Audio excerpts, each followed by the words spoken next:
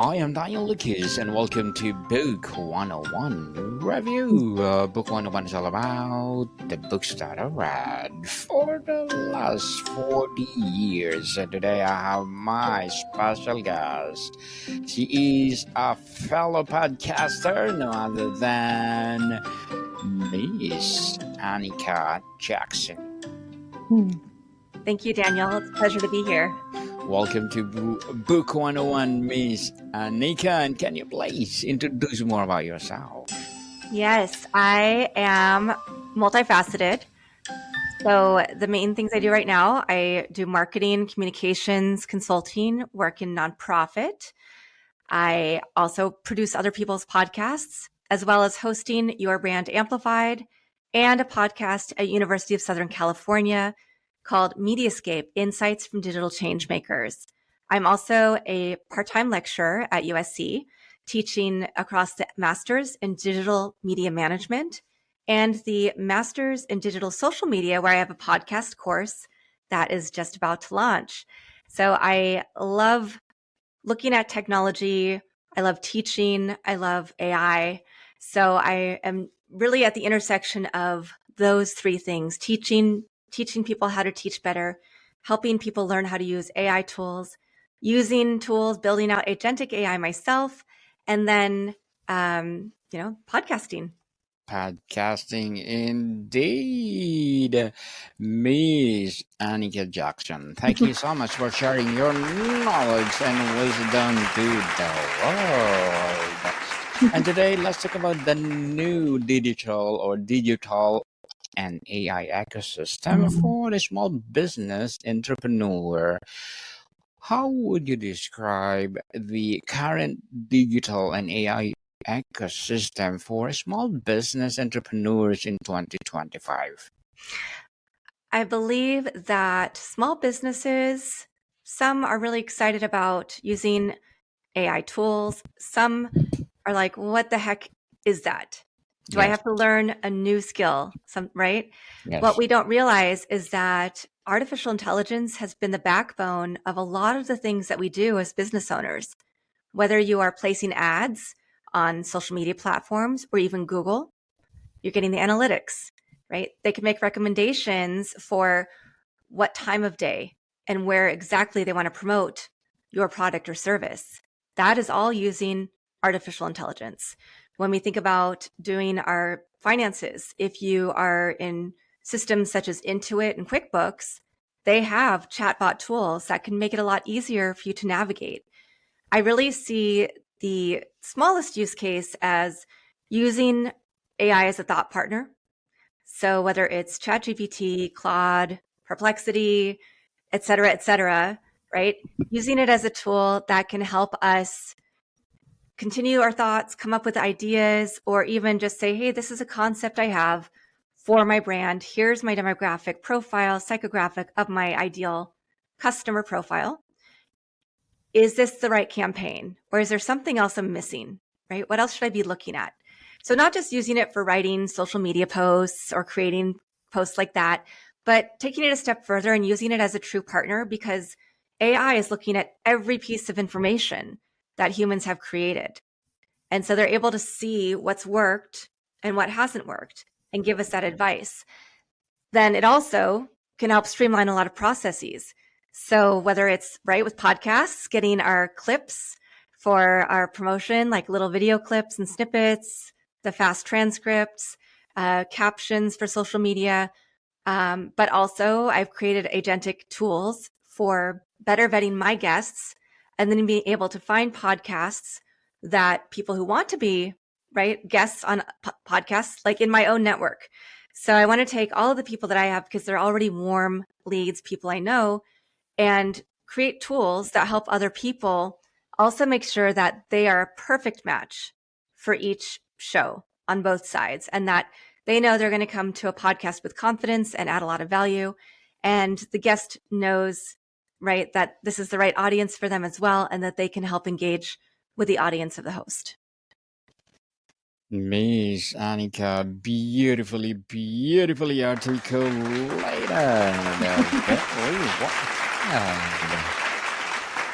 What inspired you to explore the transformative potential of AI for small business, as highlighted by sources like the U.S. Chamber of Commerce? Yeah, that is such a great question. Part of it is teaching digital media and working in the space. You see that there are different tools. Like as a podcaster, there's always a new tool coming out that uses AI. When ChatGPT first started coming out, and everybody's like, "Oh, what is this thing?" Okay, generative artificial intelligence. I had to start learning how to infuse it into my classroom because I knew that if our students don't learn it, right, then they're going to be behind. As a business owner and business leader, I was a member of the Intuit Small Business Council for several years. So we would go to Congress, they still do, go to Congress every year to talk about issues surrounding small businesses. And what we were seeing is during the pandemic, there were very many small businesses that didn't have great websites, that weren't completely digitized, maybe didn't have an email list, right? So that's one thing, is digital transformation. And then the next phase we saw, and this is something we talked about last year when we went to Congress, was AI powers Main Street, and how, especially for small business owners, which are the backbone of society and the majority of business is out there, if we can have more tools to simplify some of the menial tasks that we have in our businesses, then we have more time to actually work on our businesses instead of in the businesses. We have more time to create things that our customers will love.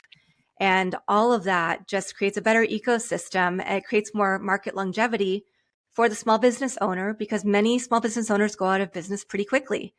But if we can get everybody to understand these tools, to be able to have access to these AI tools and digital transformation tools, then they have a longer staying power. Yes, people, let's embrace AI because this is the new innovation of the 21st century. How are AI tools like Microsoft 365 Copilot helping small business save time and boost productivity? Mm. That is one of the great ecosystems, because so many businesses do use the Microsoft suite of tools, Outlook, right? Copilot is a big part of that. And so the beauty is that it can move seamlessly from one of your Microsoft products to the other and help you fine tune whether it's the pitch, the language, the promo message, the sales message, and again, be a thought partner for you every step along the way, help you figure out how to better utilize your email list, right? How to connect to all of your different products. So I love the fact that I can go into a CRM and I can see what time should I be emailing people, but also how do I segment my audience and send the right messages to people and differentiate those messages depending on what their customer behavior has been. So that's one way that I look at in the, in the different ecosystems. Sorry. Go ahead. No, it's okay. But Microsoft Copilot is a great place for that. A lot of people are starting, right? Because then Yeah. they're able to write. It can help with language comprehension, particularly when you are selling with somebody in a different country. There may be some language barrier. And so it can help you overcome that language barrier so that everybody is on the same page. The same page indeed. And how does the accessibility of cloud based AI platforms level the playing field for small business compared to a larger corporation? Mm. Again, you are bringing some excellent questions to the table. So we know that enterprise solutions, right, the large organizations, they have a lot of money to spend. Yes. And there are so many businesses. Even I go to several AI conferences every year, and many of the vendors are only focused on those enterprise solutions, the people who can give them really big paychecks. So what does that do for the little guy, right? The smaller Yes. business. And that's where cloud-based solutions come in, because they make them affordable. Everybody has access to them. It doesn't matter if you are a micro business, you can still use, right, Amazon systems. You can still use Google. You can still use a lot of these different systems. The issue that comes up is sometimes when everything, goes dark, sometimes technology fails. And then we have that issue of, oh, okay, every system is down. what do we do? But that's something that we're going to have to look at and figure out how to solve, knowing that we are now fully entrenched in this. We're in this in-between time, but we are all moving to AI first. Miss Anika, can you tell us about your brand Amplified? Absolutely. Your Brand Amplified is my podcast and my business consultancy. The podcast has been around since 2020. I've had 2 other podcasts that I did for clients when I was working more in the PR space. And before that, I had a radio and Facebook Live show. So with this podcast, I love to speak to business owners of all levels. I have spoken to people who are small businesses, who have had a lot of success and, 6-figure exits, 7-figure, 8-figure exits, $1 billion in revenue for their company growth. So I don't necessarily discriminate against one kind of business owner versus another, because all of our stories are valuable and we always have something new to learn. So I love speaking to people, sharing their story and their journey, and then giving them a platform. My podcast is in the Apple US Marketing Top 10, which is really, it's a proud moment for me because I'm an independent podcaster like yourself. Yes, We fund this. It's a labor of love. We put a lot of time and energy into definitely. what we do. And so I also know that I'm adding value for, they're adding a lot of value for me by being on my podcast, but I'm also giving them a bigger platform to share their message and their story and their journey. And out of that, I do have some consulting services. I help people a little bit with public relations, marketing strategy. And then I've started creating some different AI tools to help people with podcast production. And then, AI strategy, things like that. I do a lot of different things, right? So it's hard to put them all into one box. Definitely. Congratulations, Miss Anika, and looking forward for more success. And what would be your short-term and long-term goals as a podcast host? I also I test everything before I recommend it to other people. And I am monetizing my podcast. And so, I'm in the mid 5 figures right now for monetization. So by the beginning of next year, we have a few more months left of this year, but I will be fully monetized, making 6 figures, which means I'll be able to make a bigger investment in my podcast, in my team, and do some of the things that I don't always have time to do right now, because there's always growth opportunities. There's always room for improvement.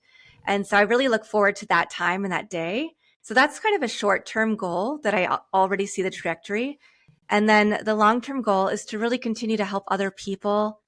So learn how to use more technology, learn how to help other people bring their message to the world and get it out to the right audience, the right time, so that it makes a difference in their life and their business. Yes, let's do the 6 figures. Miss Anika, looking forward for more success and good luck to your goals. Thank you. And what would be your piece of advice for those people out there who want to be a podcast host as well as entrepreneur?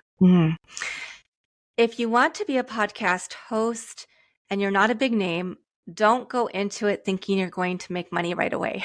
Yes. This is an investment of our time, our energy. We buy True. equipment, right? We figure out Riverside versus Zoom versus StreamYard versus other platforms. We try and test a lot of things to get to the point where we are, but we're consistent.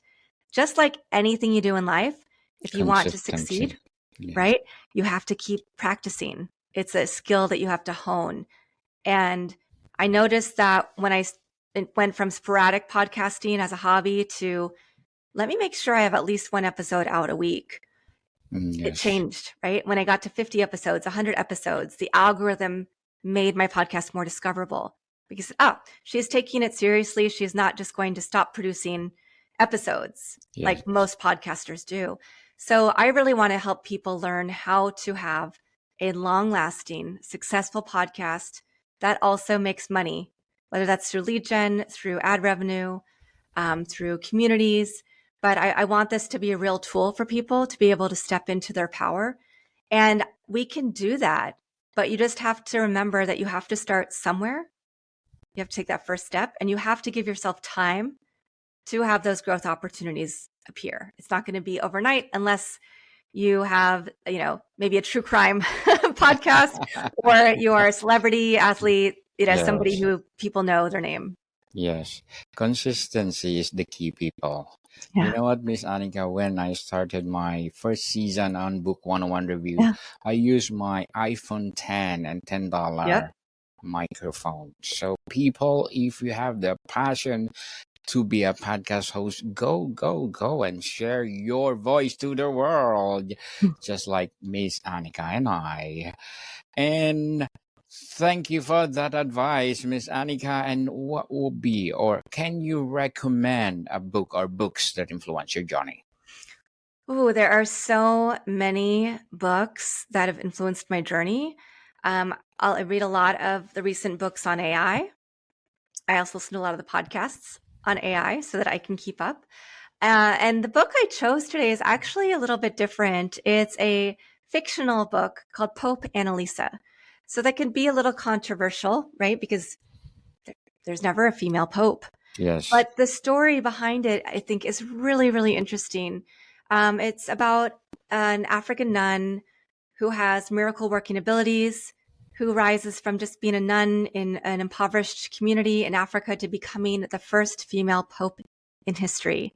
Her mother's also Muslim, which makes it a little controversial. But what she's trying to do is bring people together. And so I love the idea of thinking about, how do you stay a strong woman or a strong person in times of tumult, right?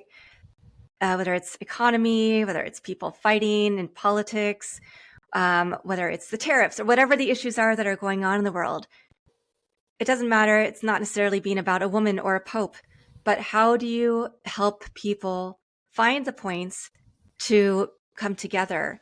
And part of the book, right, I think it's really culturally relevant right now. So we answer the questions. What are some of the pressing issues of the time, right? Can institutions evolve to be more equal for everybody? Many people who are innovators are outsiders. So how do we make sure that we're welcoming to all people, knowing that the next person you speak to might have a brilliant idea and it might be somebody you usually completely overlook? So I think it talks a lot about tradition, doubt, faith, and these are all concepts that I think we're all grappling with right now, and that we need to think about, because I know for myself, I want to know that, I'm loved and that I'm giving love to other people. And we might not have the same backgrounds, the same histories, the same job title, the same religion, but there are ways for us to come together to do good for the world. And so I think that needs to be a focus point. So to me, it's really a book of inspiration, hope, acceptance, joy, resilience, and just having that attitude of, we can do this together. We can do this together, Miss Anika.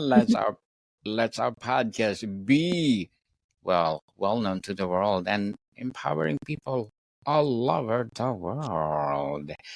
And thank you for that recommendation, Miss Anika. What what your advice for small businesses to use AI responsibly, ensuring Mhm. trust and compliance with customers, as emphasized by McKinsey? That is one of the biggest questions of the day, especially since every country has different AI policy, has Yes, different data privacy policy. In the United States, every state has a different policy, right? So it can be hard to figure out. So I always say err on the side of the most caution, being able to be the most transparent and honest for our customers. So what does that mean? If you're just starting to use AI tools, yes, there are a lot of free tools out there, but find the one that you like the best, whether it's ChatGPT. Claude is my favorite, although I do subscribe to both, and get a subscription. You can get a yes, $20 a month subscription, and that gives you some protection, right? The other yes, thing that I like is people, again, usually use ChatGPT, which trains on all of the data that we're putting in. in Claude by Anthropic, it does not train on our data. So the information that we put in is safe. So you want to really think about, how do you safeguard people's information about your business, your own original IP and ideas that you have. And so I say, get a subscription, try something out, learn how to prompt engineer. There's a free tool called MarTech Bot. So it's for marketing technology. And they have an AI chatbot that you can ask a lot of questions to about building your business. So test out these free tools for that, because that's a little different, right? It's not a large language model. It's not ChatGPT or Anthropic. So try out different tools you find like that. And there's a lot of tools out there. So you want to find the one that works best for you and your business, not just because everybody's saying it or doing it or using it. Yes. It's a matter of experiment, people. If you like one of these device or app that's good for your business, do for it. Who Yeah. knows? It will help you to, wow, to earn more money for sure. Yeah. And Miss Anika, what is your recommendation for small businesses to use AI responsibly, in the sense that make their business more, well, growth, expanding growth? There are a few things there. Don't start with the advertising unless you've really done your research, right? Because we're seeing a lot of changes in the advertising industry, whether it's with Google or whether it's if you advertise on Facebook or using Meta products. So sometimes you might have to spend a lot more money. So if you're going to start advertising on those platforms, start small, maybe $1 a day, just so it can learn about your brand.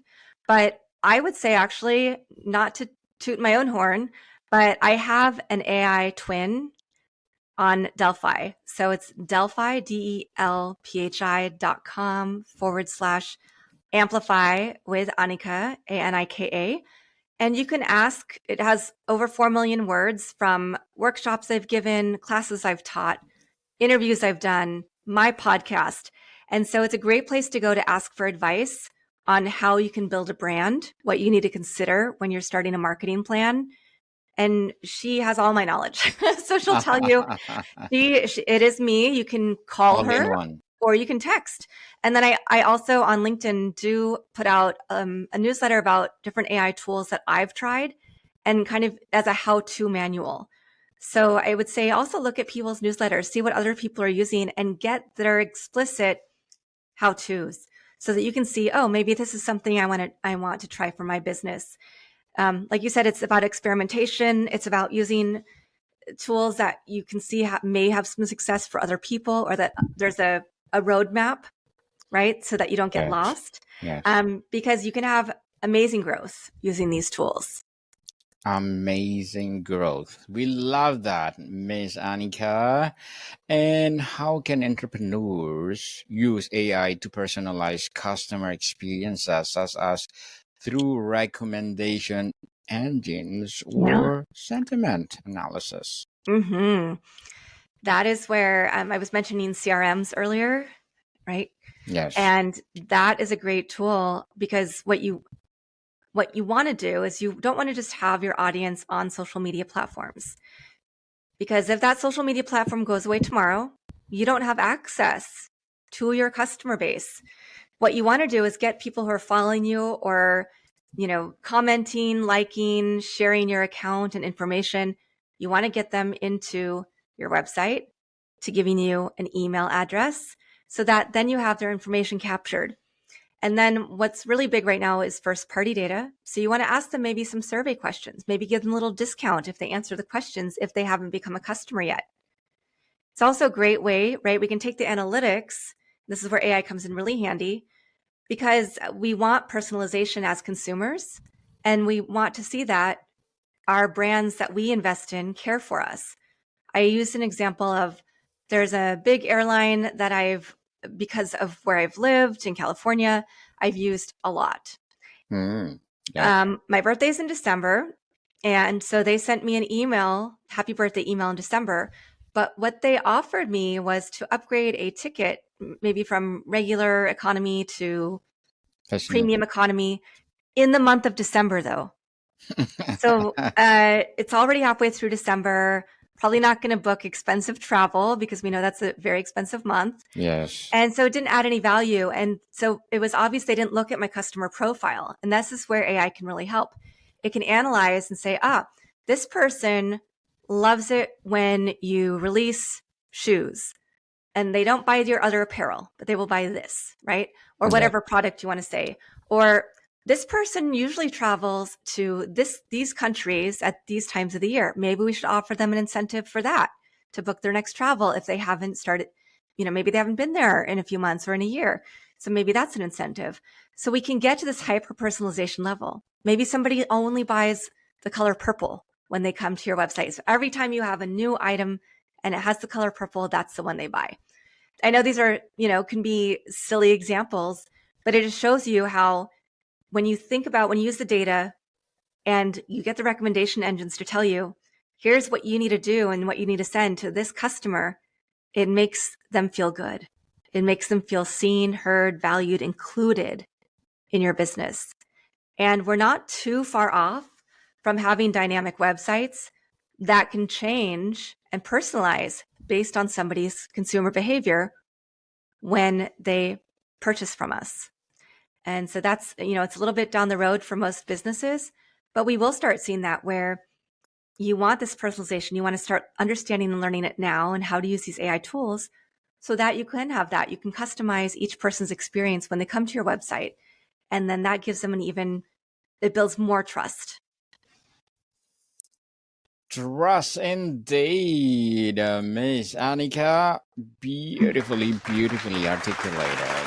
And before we wrap up our discussion for today, I'm inviting you to please do listen to my other podcast too, people. My other podcast, because my abstract essay is already in 5th season, abstract poetry in 2nd season, and my book 101 review in 5th season as well. Comedy 101 in 2nd season, and my food 101 in 5th season as well. Geography 101 in 4th season, and my baby podcast Law 101 and Mental Health 101. Love letters in each 3rd season, and my movie 101 review and music 101 in its 4th season, and science 101 and sex 101 in its 1st season. Please listen to them wherever you listen your podcast. So, Miss Anika, what's the one key takeaway you want to small business entrepreneurs to understand about thriving in the new digital and AI ecosystem? Start now. Don't be scared. Don't think about AI as RoboCop or any of those scary movies. Yes. Think about it as a useful tool that will help you grow your business much more quickly, much less expensively, and help you, because I think that's a lot of the problem when we go into business. We spend money in the wrong areas. Yes. But we can use analysis and we can really make better decisions so that we can grow our businesses methodically, carefully, lay a strong foundation, and use these tools to help us and help provide us with what we need to be successful.